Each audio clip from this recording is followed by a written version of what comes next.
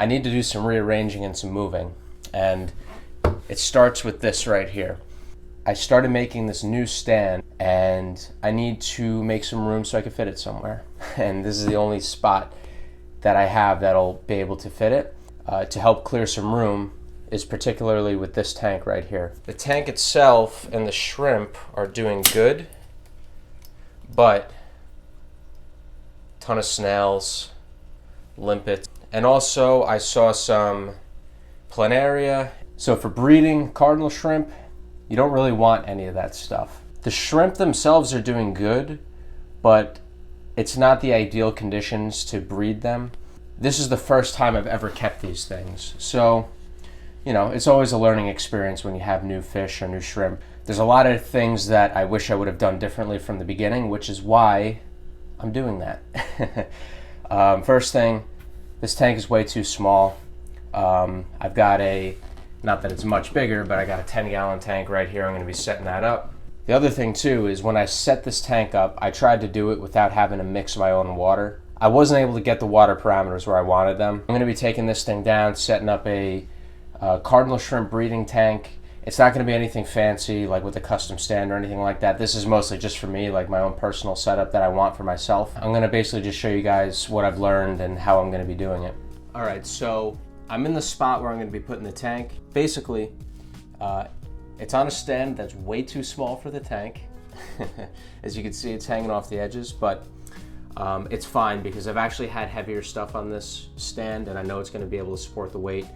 And on a rimmed aquarium like this, as long as it's sitting on the frame, it doesn't really matter. What I'm gonna be doing is basically preparing the water for this tank. And now these shrimp are very finicky. They like very specific water parameters.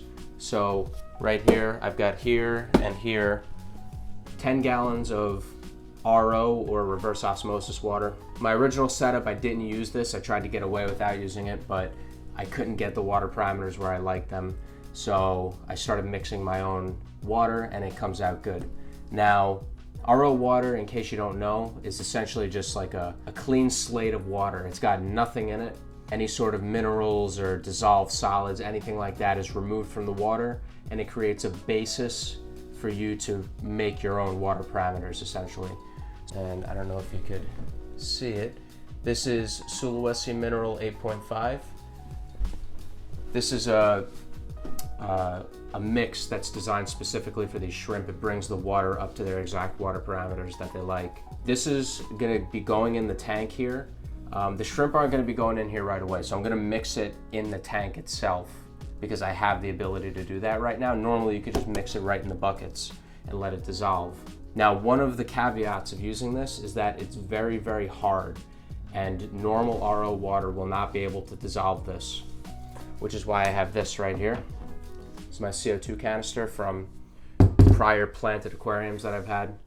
You almost need CO2 to dissolve this stuff because it's going to make the water more acidic, make it more soluble.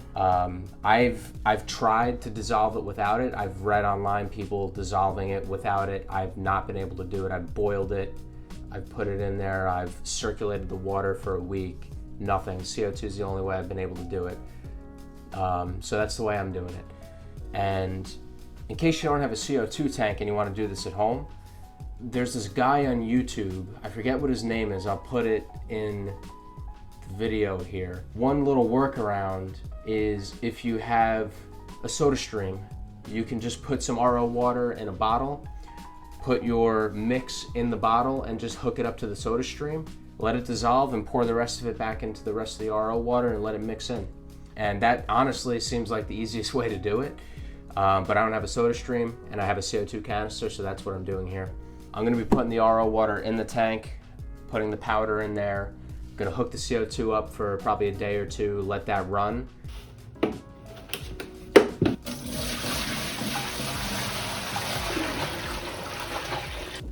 All right, now I'm gonna be putting the mix into the tank. Now for 10 gallons, you're gonna wanna use, I believe the instructions said 2 of these scoops, 1, 2.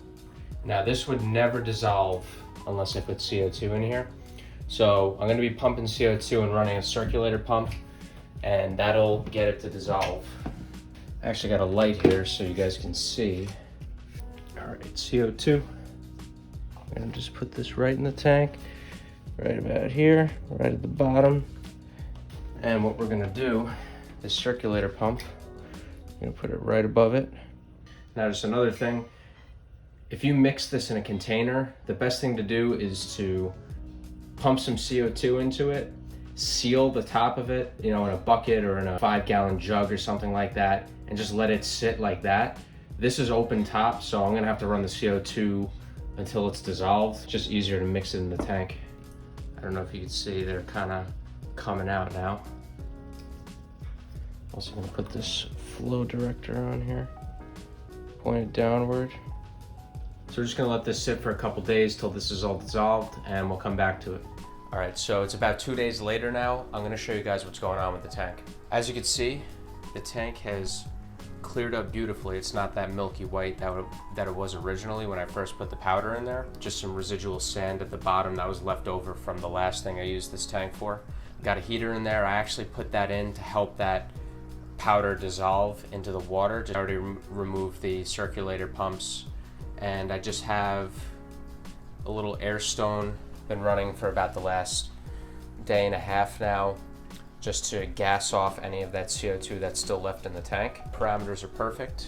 And next thing to do is I'm gonna be doing some hardscape. So for the hardscape, all I'm doing is basically just this black lava rock. Good for the tank, very porous, holds a lot of beneficial bacteria. Also provides a good dark background for the shrimp to show their good colors on. And I'm also gonna be using just some regular black sand that I picked up from a local fish store near me. One of the things I learned from my other tank is the importance of keeping it clean and not letting any debris or uneaten food or anything sit at the bottom.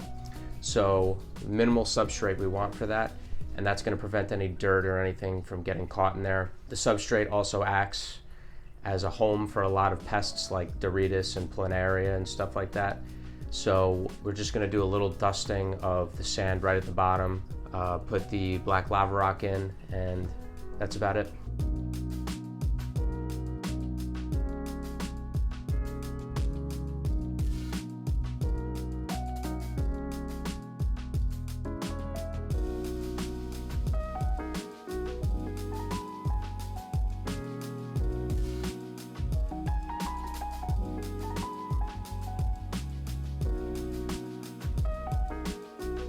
All right, so that's pretty much the extent of the hardscape.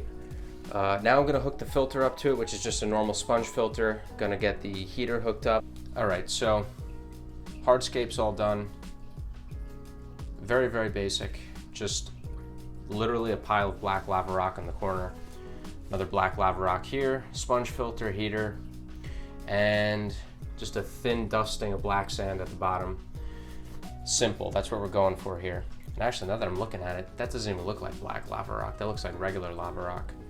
I might have gotten gypped from my local fish store, but anyway, back to the video. So next thing I'm gonna do is I'm gonna be putting this in. It's just some weeping moss. I'm gonna go light plants in here. Essentially, I'm doing the same thing in this tank as I did in the other one. Just gonna put some moss in all the crevices here. It's gonna grow in, look pretty good. Provide an area for the shrimp to hide out in. This is a tissue culture because I don't want any pests or pathogens getting in. So essentially with these shrimp, like I've been saying a million times, they don't like fluctuations in water parameters. So it kind of makes it difficult to siphon out any of the dirt or uneaten food or anything like that in the bottom of the tank. So it has a tendency to build up, is what I've found. And when you have a buildup of waste and food and everything, you get a buildup of pests also. I bought this little guy. It's a little rabbit snail. And these are actually native to the same body of water that the Sulawesi shrimp are from. What he's gonna be doing is basically helping clean up the tank a little bit, eat some of the uneaten food. Maybe I'll get another one too at some point, but I'm just starting with one small one. And I'm also using him to help cycle this tank. He's gonna go in here, I'm gonna acclimate him. All right, this is going in first. And I'm just gonna basically just sprinkle it all around in the cracks, wherever.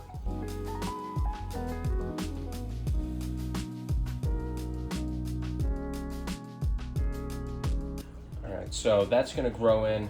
Next, what I'm gonna do is I'm gonna drip acclimate this little guy. All right, so we got this little guy drip acclimating, and we got the tank set up here. Sponge filter going, everything's good. So give this guy about an hour, hour and a half. Once that's done, I'll put him in. Little snail here's been acclimating. The tank cleared up a little bit, so let's put him in.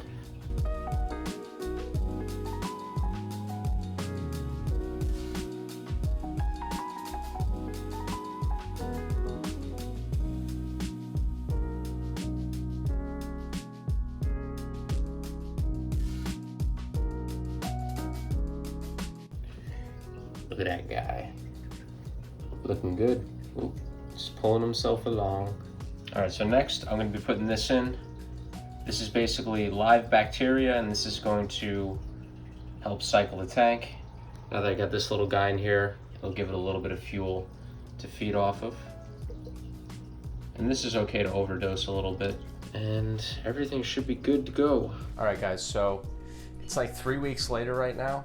It took a little bit longer than I thought it was gonna take, but let me show you guys what I got going on. So this is the tank that I set up now about 3 weeks later. As you can see, we got the rabbit snail doing good in here, the gold rabbit snail. I got a second rabbit snail, which is a blue one. I have this in here. This is just temporary. That's gonna be going in another setup I have planned. Everything is doing good. Starting to get a little bit of algae growing, which is good for these shrimp. They like a well-established tank, so everything is going good. So it took a little longer than expected to cycle this tank.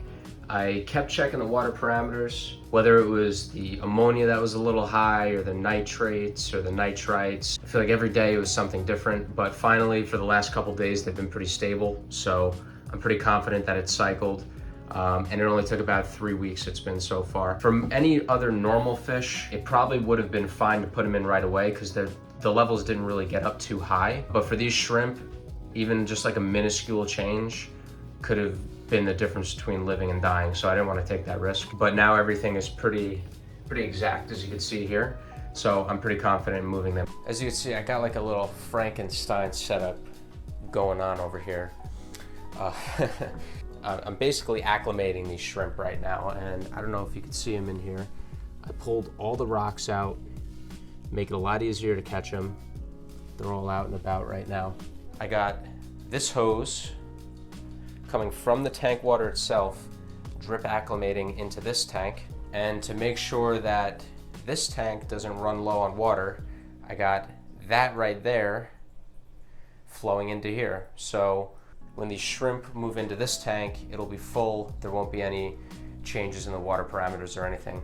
These are identical as far as water parameters are. Basically right now I'm just waiting for this tank to fill up.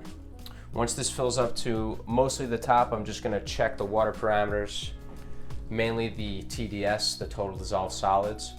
And once they're within, I guess, an acceptable range, you know, within a couple parts per million of each other, I'm basically just gonna scoop the shrimp right out of that tank and then put them right into this tank. It's a lot easier than having to rip the whole tank apart and scoop all the shrimp out, put them in a bucket, drip acclimate them into the bucket, and then move from the bucket to the tank itself.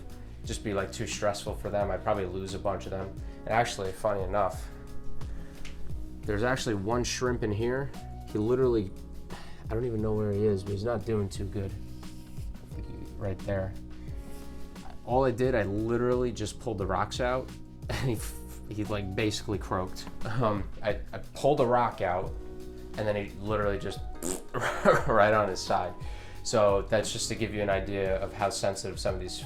The rest of them are all fine though, thankfully. I don't know if maybe he had another issue going on or something, but I'll come back when I'm ready to move them and I'll show you guys. All right guys, so it's 24 hours later after acclimating the shrimp in their tank. I basically just wanted to give it 24 hours just to let everything settle and let them acclimate a little bit to the new water conditions before I move them over. This is after I've added the tank water, drip acclimating them, and as you can see, they're all doing pretty good.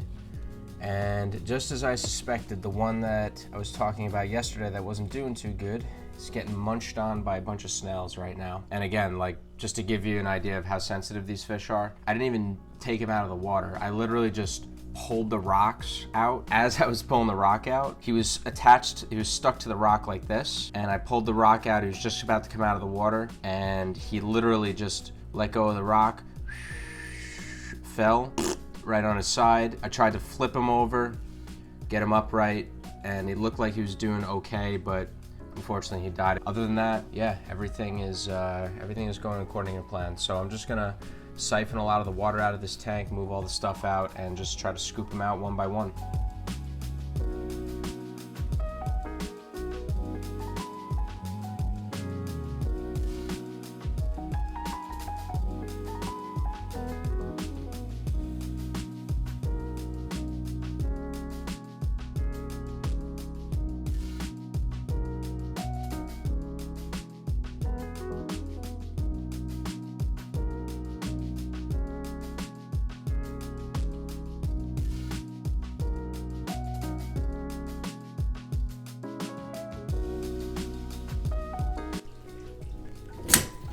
All right, so let's see how they're doing. Just got done putting them in. There's one out right there.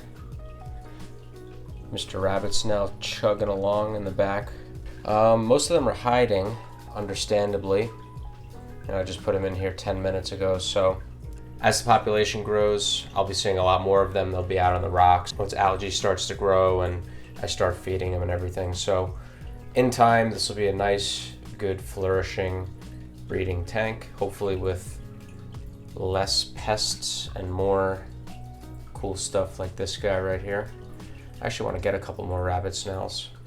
That's about it. So everything is all good. So just to recap, basically the reason I set this tank up is that old small square one that I had started getting infested with pests. I successfully got them to breed, but I wanted to have a bigger colony.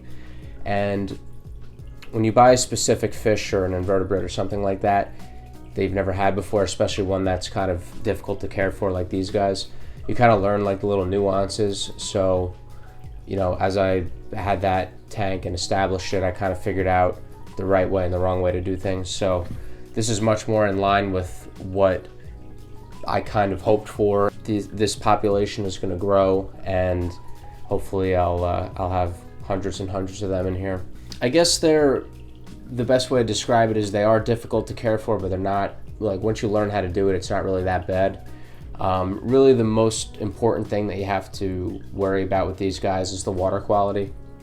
And, you know, most fish and invertebrates that you buy at the pet store are very tolerant of different water qualities and parameters and stuff like that, and could take a beating.